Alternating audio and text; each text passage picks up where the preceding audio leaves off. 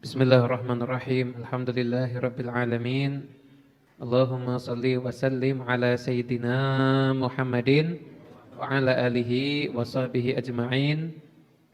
Allahumma shalli ala sayyidina Muhammadin wasilatina al-'uzma ilaik fi istijabati ma da'awna wa tahqiqi ma rajawna wa ghafri ma janaina wa ala alihi wa sahbihi wa man wala. Assalamualaikum warahmatullahi wabarakatuh.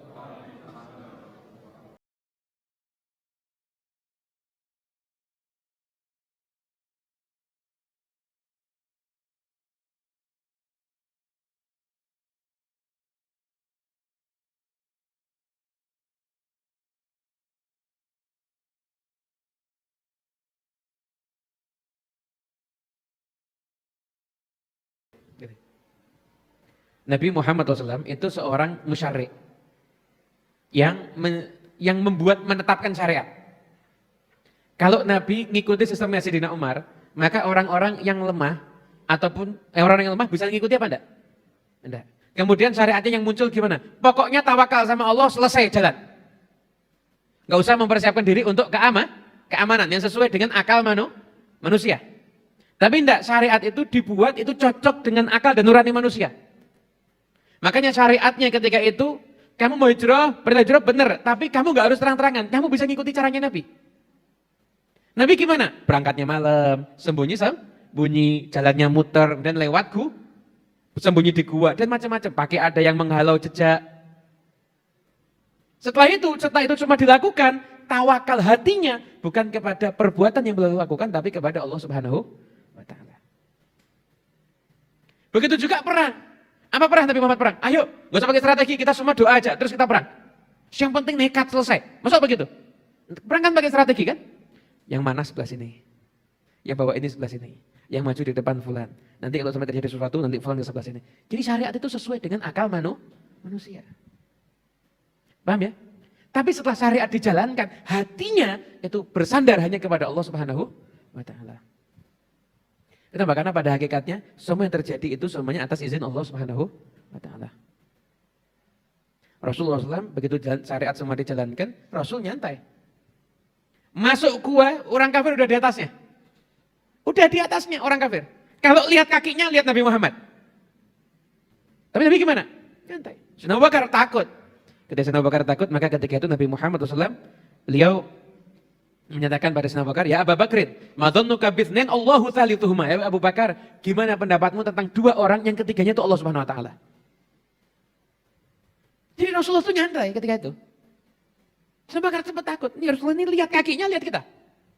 Dan orang mestinya di gua langsung tiba-tiba dikeroyok 10 orang selesai. Nggak bisa balas, ya kan? Jadi Rasulullah nyantai, kita ini berdua Allah yang ketiga kok.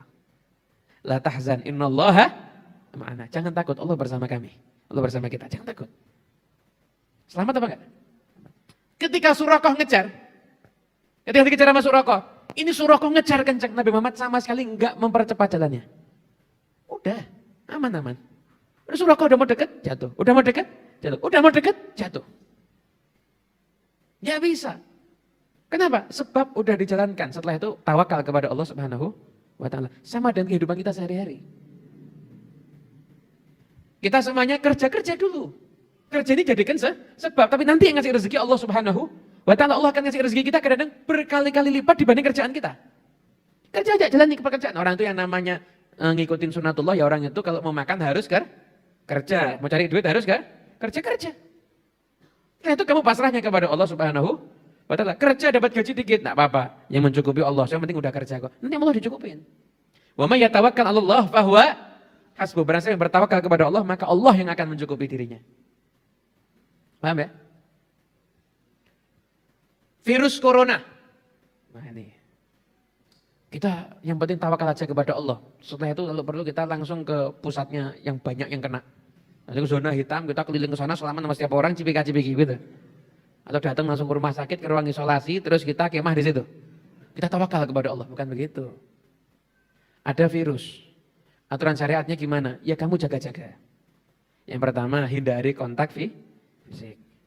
Yang kedua, pakai masker. Yang ketiga, jaga jarak. Ini sudah kamu lakukan, pasrahkan sama Allah. Insya Allah selamat. Kebanyakan ekstrim kanan. Nggak usah pakai masker-maskeran, nggak usah, biarkan aja Allah yang akan menjaga kita. Ada lagi ekstrim kiri, sudah pakai masker segala macam, musuh tiap hari penuh ketakutan. Keluar rumah nggak berani. Lihat kucing depan rumah nggak berani, jangan-jangan kucingnya bawa virus ini.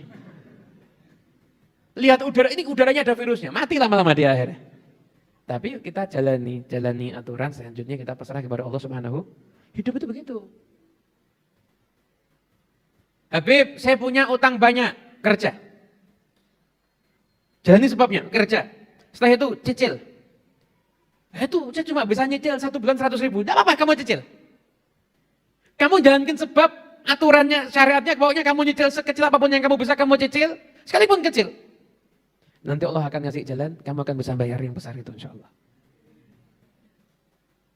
Nah sekarang kadang-kadang wiritannya dok yang kenceng. Masya Allah itu semua wirid untuk melunaskan hutang. Wah hafal semuanya deh. Tapi kadang-kadang tapi kadang-kadang kalau tidak punya kerjaan, dia misalnya belum dapat kerjaan, tidak apa, tapi yang penting dia usaha aja, harokah, barokah.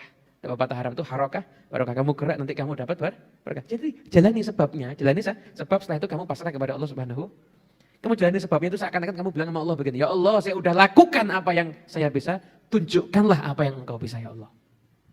Tuntas tuh semua masalah. Masalah jadinya tuntas. Habib, saya jatuh cinta dengan fulanah. Saya jatuh cinta dengan fulanah. Terus gimana? Ini kan sekarang kan ada nih, saya lihat kata-kata, perjuangkan cintamu di sepertiga malam. Doa dok, tapi tidak ngelamar, ya dilamar orang nanti. Lo boleh memperjuangkan di sepertiga malam itu bu? Boleh, cuma kok tahajud niatnya demi perempuan tuh kok ya kurang keren ya. Cuma sekarang ini yang ngetren tuh yang model-model begini ini. Habib saya jatuh cinta dengan fulana. Ya udah, lamar. Saya belum punya kerja, syaratnya nikah bukan kerja, ngelamar. Lamar. Kamu lamar.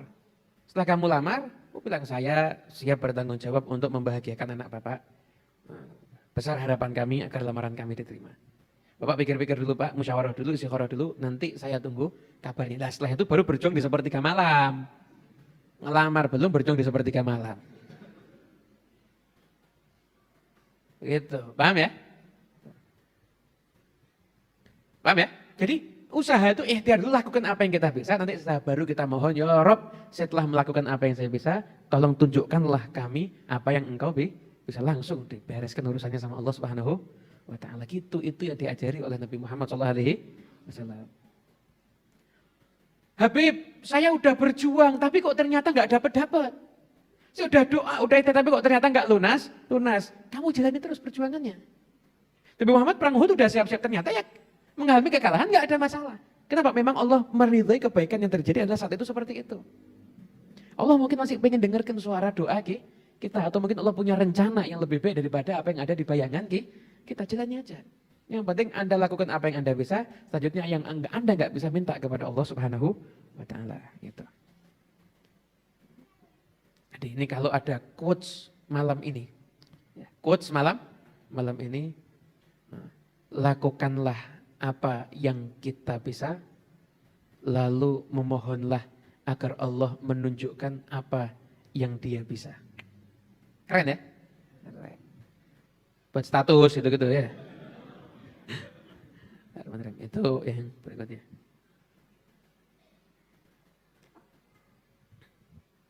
Kemudian setelah itu di dalam hijrah ini menunjukkan betapa merdekanya Nabi Muhammad SAW. Nabi itu merdeka jiwanya dari apapun selain Allah. Jadi Nabi itu pengennya perjalanan hijrah sampai selesai beliau di kota Madinah, beliau tuh mau menunjukkan bahwasanya saya ini berhasil hijrah selamat semuanya karena Allah Subhanahu wa taala. Seandainya Nabi itu berangkat dengan Sayyidina Umar bin Khattab, dan Sayyidina Umar bin Khattab dan Sayyidina Hamzah, nanti kan gak keren. La tahzan, inna Umar ma'ana. Gak keren. Nabi tawakal sama Sayyidina Umar dong kalau begitu. La tahzan, inna Hamzah ma'ana. Berarti Nabi tawakal dengan Sayyidina. Nabi gak mau jalani. Yang diajak Sayyidina Abu Bakar, Siddiq. Bukan orang yang dikenal jago apa? Perang, tapi cinta kepada Rasulullah SAW. Yang diajak Sayyidina Abu Bakar, As-Siddiq. Ketika itu Nabi Muhammad SAW ngajak Abu Bakar As-Siddiq, kemudian beliau berhasil sampai ke kota Madinah, bahkan beliau bisa memberikan pelajaran kepada umat bahwasanya tidak ada yang lebih baik untuk kita harapkan kecuali Allah Subhanahu wa taala. Allah yang jadi harapan Nabi Muhammad, akhirnya beliau selamat. Lalu sekarang merdeka dari apapun selain Allah dah. Sebab-sebab dijalani aja, tapi dalam hati kita hanya ada Allah Subhanahu wa taala, selesai itu.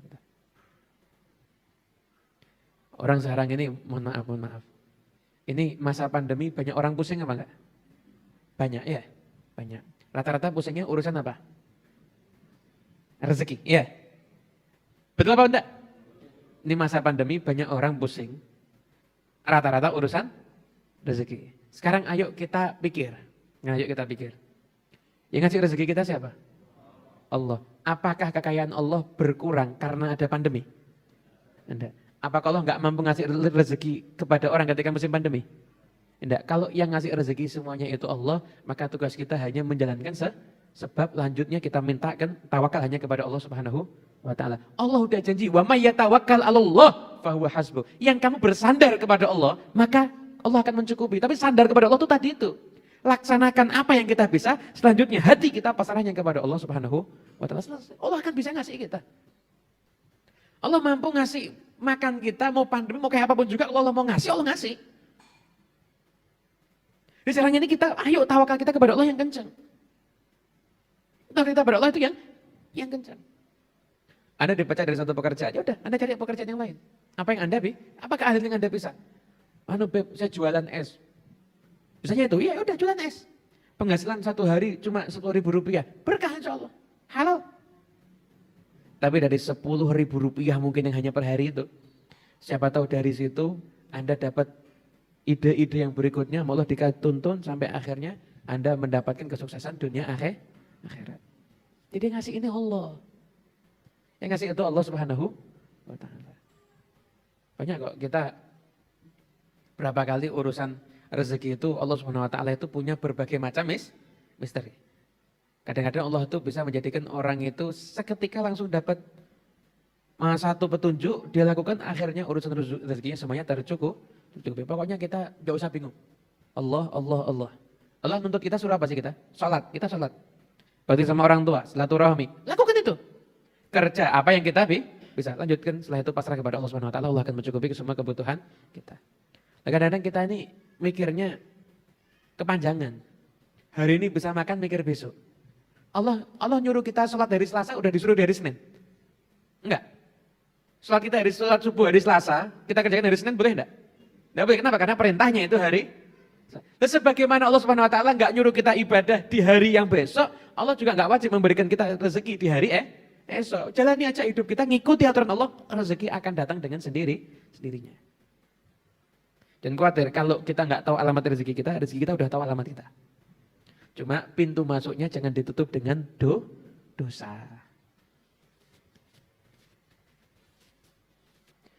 Bab rezeki kok melek semuanya ini ya. Ini banyak yang batin, wah ini cocok ini Beb. Ini keadaan saya ini. Nyantai aja. Kemarin saya ngobrol-ngobrol, namanya nggak boleh disebut. Nah, saya ngobrol-ngobrol dengan teman yang biasa ikut kajian Senin. Kita ada satu warung, kita ketemu, ngobrol-ngobrol cerita. Nah, saya nanya, jenengan pandemi ini pusing apa enggak? Kok kelihatannya kok tenang-tenang saja? Ya, alhamdulillah. Saya punya bisnis saya sejak pandemi tutup. Tapi alhamdulillah ada aja jalannya. Jadi enggak pusing, enggak, tenang aja. Dia bilang, kalau ini saya dulu sebelum ngaji ya saya pusing. Sekarang saya nyantai. Pokoknya asalkan ikhtiar, nanti pasti akan dikasih oleh Allah Subhanahu wa taala. Hasilnya Masya Allah. Akhirnya satu pintu rezeki seakan-akan tertutup, setelah dibukakan pintu-pintu rezeki ya, yang lainnya. Jadi kalau beliau itu satu pintu rezeki tertutup, sekarang ini, yang teman saya ini, justru mau menolak bentuk usaha-usaha yang lainnya. Oh kalau ini saya hati nggak tenang, saya nggak mau. Milih dia sekarang. Dia milih ini kerjaan, oh ini saya tenang, saya mau jalani. Ini ada hidupnya begitu. Nah, kalau orang nggak kuat tawakalnya kan, wah ini yang penting duitnya ini. Nggak mikir ini berkah atau tidak. Itu. Pokoknya Anda biasakan ngaji nanti semakin ngaji itu sebenarnya kita pulang itu kita dapat cahaya dalam hati kita. Cahaya nanti yang akan nuntun kehidupan kita. Makanya Anda kalau pas ngaji kira-kira hati tenang apa enggak? Tenang, sampai rumah kan baru ingat utang ya. Tapi kan akhirnya menjadi hidupnya kan jadi lebih tenang. Pokoknya utang tinggal dibayar. Utang itu nggak usah dipikir, dibayar. Tidak ada syariat itu disuruh mikirin utang, nggak ada. Yang ada disuruh bayarin utang. Bener nggak?